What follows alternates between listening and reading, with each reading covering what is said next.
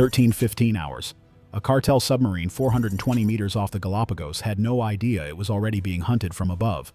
In barely 5 hours, it would disappear among legitimate shipping traffic. But this crew was about to face a helicopter with a broken gun and nothing to lose. The HC-130J had been tracking the Ghost for nearly an hour, watching it flicker on radar like a dying light bulb. 8 knots, 3 tons of contraband, heading straight for international waters. What they didn't know was that this routine interdiction was about to become a 3-way standoff that would test every limit the Coast Guard had. Inside the aircraft, screens glowed with a contact that refused to behave. There 1 second, gone the next. Appearing for 3 radar sweeps, vanishing for 9 more. Like watching someone toggle a flashlight in pitch darkness from miles away. The returns were weak. Pathetic, actually. Just brief metallic glints when Pacific swells shifted enough to expose twin outboards mounted on what intelligence said was fiberglass construction. Speed told the investigators everything they needed to know. 8 knots. That crawl meant only one thing out here. Cargo so heavy the vessel wallowed through waves instead of riding over them. 3 tons of product, minimum. Headed for rendezvous points where Colombian supply met Mexican distribution networks. The bearing aligned perfectly with known trafficking corridors. 0 fishing activity within 200 nautical miles. No commercial shipping for days. No legitimate reason to exist in this exact spot except the illegal one. Thermal optics painted the picture radar couldn't. Heat signatures bloomed where the visual spectrum showed empty ocean. These narco subs rode 18 inches above the waterline on purpose. Gray-blue paint matched the Pacific perfectly. You could pass within 500 meters and see absolutely nothing. But infrared doesn't lie. The Ghost became solid. Spotting the Ghost was easy, but the Seneca was 52 miles away doing 22 knots, and the math said they'd arrive 11 minutes too late. Unless the helicopter could do something it was never designed for. Distance created problems that math made worse. The Seneca could push 20 knots if her engines cooperated. Maybe 21 if the chief engineer prayed hard enough. She was positioned 50 miles out. 2.5 hours minimum to close the gap at maximum sustainable speed. The smugglers would hit congested shipping channels in 4 hours at their current pace. Hundreds of legitimate vessels moving in every direction. Perfect camouflage. Mission over. Unless you had rotary wings instead of a ship's screw. The Seneca's flight deck erupted into organized violence the instant targeting data arrived. Helicopter crews moved before the briefing finished. Pre-flight checklists got cut to essentials only. Ammunition belts fed into weapons while rotor blades were still locked down. Kneeboard cards already soaked with salt spray held fuel calculations scrawled in grease pencil. The intercept coordinates sat 150 miles out. 60 minutes just to arrive on station. The MH-65 carried 3.5 hours of fuel capacity under normal operations. Combat maneuvering consumed it faster. Way faster. They'd have to halt the target, maintain position for 3 hours until the Seneca closed distance, then provide armed overwatch during the actual boarding. Every calculation pointed to the same conclusion. They'd touch down running on vapor and divine intervention. The fuel computer kept showing impossible math. Stop the sub, hold position for 3 hours, witness the boarding, then fly back before the tanks ran dry. He ran the numbers again. 340 gallons total capacity, 95 per hour at combat power, 4 hours minimum mission time. The math didn't care about his determination. They'd land with fumes and prayers. The gunner inspected the M240 mounting system while pilots executed engine start procedures. Yesterday, the Traverse motor had seized completely. Salt corrosion deep in the bearing assemblies. They'd freed it with penetrating lubricant and optimism. Saltwater attacks every system aboard a ship eventually. It just prefers destroying critical equipment during actual operations. The helicopter broke contact with the deck and turned toward an intercept measured in remaining gallons instead of nautical miles. The pilot monitored fuel flow like a poker player watching his final chips slide across the table. Every minute at high power meant 2 minutes less loiter time. Below them, the Seneca carved through Pacific swells at flank speed. Her commanding officer knew the clock. The smugglers only needed to open one flooding valve. The entire vessel would sink in minutes, taking all evidence with it. That couldn't happen. 14:08, local time. The MH-65 arrived overhead, descending through clear tropical sky toward the narco sub. The pilot pushed them down to 200 feet. Rotor downwash hammered the ocean surface like an invisible sledgehammer. Water below transformed into chaos. Spray and foam erupting outward. Waves propagating in concentric rings. The low-profile vessel rocked in swells it never expected. The gunner reached for M240 controls to initiate warning fire protocols. The mount refused to respond. He tried again. Nothing.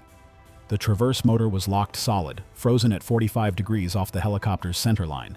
Salt had crystallized inside the bearings, creating 40 pounds of resistance in a system engineered for smooth movement. They had a machine gun that wouldn't aim and 2 hours to hold position with it. Click. Nothing. The gunner squeezed the traverse trigger again. Still frozen. He could feel the resistance through the grip. 40 pounds of crystallized salt turning precision bearings into concrete. The mount wouldn't budge even a degree. Salt had turned the M240 mount into a 50-pound paperweight, aimed at empty ocean instead of the target. They had a machine gun that couldn't shoot and smugglers who didn't know it yet. The pilot adapted without hesitation. He brought the helicopter into a sliding hover, flying sideways at 30 knots to align the frozen weapon. You won't find that maneuver in any training manual. But Coast Guard aviators don't fly by manuals when the situation demands results. They fly by what works. Fuel consumption jumped instantly. 95 gallons per hour instead of 76. But warning shots mattered more than perfect fuel economy. First burst struck ocean 100 meters ahead. The smugglers didn't flinch, maintaining course and speed as if nothing happened. Maybe they interpreted the sideways flight profile as some kind of mechanical failure. They were partially correct. The equipment had failed, the crew hadn't. The pilot maneuvered for another pass, holding the awkward lateral angle while the gunner attempted to manually force the mount free. Salt is patient. Steel is stubborn. Coast Guard gunners are both. Second burst, 50 meters from their bow. Still no response below. Third pass, 10 meters out. Rounds impacted close enough the crew could feel the impacts transmitted through the hull. That broke their resolve. All outboards shut down simultaneously. The constant mechanical drone stopped instantly. The narco sub transitioned from barely moving to drifting dead in the water. 3 men below reevaluating every decision that led to this moment. The helicopter established orbit pattern at 200 feet, frozen gun still pointing sideways like a broken compass needle. They'd stopped the vessel. Phase 1 complete. Phase 2 was keeping it stopped. The smugglers' friends had different plans. 12 minutes of hovering, fuel gauge dropping. Then the radar operator's voice cut through the headset. 2 new contacts inbound from southwest. Speed 42 knots. The cartels had sent reinforcements, and they'd arrive in less than 9 minutes. The pilot maintained orbit over the narco sub while dividing attention between what he was guarding and what was approaching. Protection boats are standard cartel operating procedure. They run 10 to 15 minutes behind their submarines, close enough to intervene, far enough to claim innocence if interdiction occurs. These weren't rescue vessels. They were insurance policies with outboards and hostile intent. The boats closed to 4 miles and established their own circular pattern. 2,000 meters separation, just beyond effective small arms engagement range, but close enough to influence the situation. The pilot ran the math in his head. AK-47 effective range, 400 meters. Current separation, 2,000 meters. But closing at 42 knots meant they could be in firing position in less than 3 minutes. And he had a gun that pointed sideways. The pilot could see them clearly now. Go-fast boats with multiple personnel visible on deck. They were probing, testing, trying to determine what the helicopter would do under pressure. One boat accelerated toward the narco sub, closing to 1,500 meters before the pilot swung the nose toward it. Even with a broken gun mount, a helicopter pointing directly at you communicates intent. The boat veered away. Its partner immediately rushed in from the opposite direction. Pack tactics, designed to split the helicopter's focus. The gunner continued fighting the M240 mount, attempting to break it free through sheer determination. Every time a boat approached, he'd wrestle the gun toward it, achieving maybe 10 degrees of movement before Salt won again. The protection boats likely carried their own weapons. AK-47s are cartel standard issue. At this range, accuracy was questionable, but lucky rounds still count. For 15 minutes, the dance continued. Boats probing and withdrawing. Helicopter pivoting to track threats. Narco sub-crew watching their backup test American resolve. The pilot was burning fuel at combat power settings, gauge dropping while the Seneca remained over 90 minutes out. The protection boats understood the math too. They were trying to outlast the helicopter's fuel state, force it to abandon station or risk ditching in the Pacific. 2 boats closing from opposite sides. 1 broken gun. The pilot had to pick which threat to face and which to ignore. Instead, he did neither. The helicopter climbed to 500 feet, nose pivoting between both targets like a predator choosing prey. The message was unmistakable. Outnumbered or not, this bird wasn't leaving. The protection boats turned southwest and vanished at 45 knots. They'd failed to rescue their cargo. But the Coast Guard's job was only half done. Stopping a vessel and actually boarding it in 6-foot seas were two completely different problems. The Seneca finally arrived, but launching the boarding team in building seas was about to become the most dangerous part of the entire operation. She positioned herself as a steel barrier between the narco sub and any escape vector. She reduced speed to 5 knots while deck crew prepared the rib for deployment. Seas were running 6 feet with 8-foot swells building. Not catastrophic yet, but the barometer was falling fast. In 1 hour, maybe 2, launching would become impossible. The davit swung the 7-meter rigid hull inflatable boat over the water. 3,600 pounds of boat and operators suspended from a steel cable rated for nearly double that load. Static ratings mean nothing in moving seas. Every wave passing beneath multiplies the stress. Compression rising, tension falling. The crane operator watched wave patterns, counting seconds between crests. 8 seconds meant dropping between waves. 6 seconds meant dropping on one. The moment arrived between sets. The ocean flattened for maybe 4 seconds. The operator hit the release. The rib dropped 6 feet and struck water. Engines already running. The coxswain punched throttles before the next wave arrived, shooting away from the Seneca's hull at 20 knots.